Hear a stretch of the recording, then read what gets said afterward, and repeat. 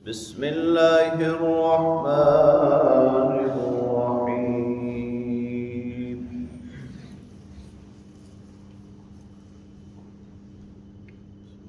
أتأمرون الناس بالبر وتنسون أنفسكم وأنتم تتلون الكتاب أفلا تعقلون واستعينوا بالصبر والصلاة وإنها لكبيرة إلا على الخاشعين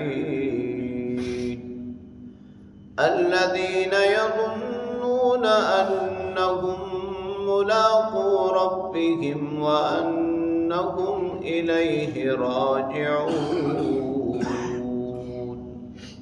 صدق اللہ وصدق رسولہ النبی الکریم۔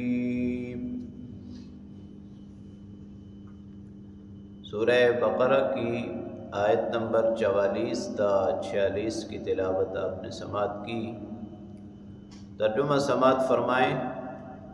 أَتَأْمُرُونَ النَّاسَ بِالْبِرِّ، کیا بات ہے تم لوگوں کو نیکی کا حکم کرتے ہو، وَتَنْسَوْنَ أَنفُسَكُمْ، اور اپنے آپ کو بھول جاتے ہو، وَأَنْتُمْ تَتْلُونَ الْكِتَابَ، حالانکہ تم کتاب کی تلاوت کرتے ہو، أَفَلَا تَعْقِلُونَ، تم سمجھتے کیوں نہیں، وَاسْتَعِينُوا بِالصَّبْرِ وَالصَّلَاةِ، صبر اور نماز سے مدد چاہو، وَإِنَّهَا لَكَبِيرَةٌ، اور بے شک نماز بھاری ہے، الا علی الخاشعین، مگر خشوع کرنے والوں پر، عاجزی کرنے والوں پر۔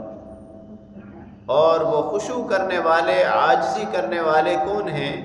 الذین یظنون انہم ملاقو ربہم، جو یہ خیال کرتے ہیں، جنہیں یہ یقین ہے کہ وہ اپنے رب سے ملنے والے ہیں، وانہم الیہ راجعون، اور اسی کی طرف لوٹنے والے ہیں۔ علماء یہود کا ایک طریقہ کار یہ تھا کہ جب کچھ عوام الناس میں سے کچھ یہود ایمان لے آئے، وہ جب ان سے ملتے تو وہ کہتے آپ نے بالکل ٹھیک کیا، آپ صحیح راستے پر ہیں، یہ سچے پیغمبر ہیں، لیکن خود ایمان نہیں لاتے تھے۔ خود ایمان نہ لانے کی وجہ ان کی دنیا پرستی، دنیا کی محبت، کہ اگر ایمان لے آئیں گے تو پھر ان کا یہ پروٹوکول ختم ہو جائے گا، یہ نذرانے بند ہو جائیں گے۔ اس لیے اللہ کریم نے انہیں یہاں مخاطب فرمایا اور کہا کہ عجیب تعجب کی بات ہے کہ لوگوں کو تو تم اچھی بات بتا دیتے ہو لیکن اپنے آپ کو بھول جاتے ہو۔ یعنی یہ قول اور عمل کا تضاد، قول اور فعل کا تضاد۔ قرآن کریم میں اور بھی کئی مقامات پر اس کی مذمت کی گئی ہے۔ یہ کوئی بھی اختیار کرے، انتہائی سخت مذموم فعل ہے۔ اور ساتھ ساتھ انہیں یہ بات بھی یاد دلائی کہ انتم تتلون الکتاب، تم کوئی عام لوگ نہیں ہو، کتاب پڑھنے والے ہو، سمجھنے والے ہو، یعنی تورات و انجیل کے عالم ہیں۔ نبی پاک صلی اللہ علیہ وسلم کی رسالت، آپ صلی اللہ علیہ وسلم کی بعثت کے بارے میں بھی سب جانتے ہیں۔ اور دوسری آیت کریمہ میں پھر اللہ کریم نے انہیں اپنی ان بیماریوں کے علاج کی طرف متوجہ فرمایا، جیسے پیچھے بھی اللہ رب العالمین نے انہیں 3 اعمال کی دعوت دی تھی، اقیموا الصلاۃ وآتوا الزکاۃ وارکعوا مع الراکعین، کہ نماز قائم کرو، زکوٰۃ ادا کرو، اور عاجزی کرنے والوں کے ساتھ عاجزی اختیار کرو۔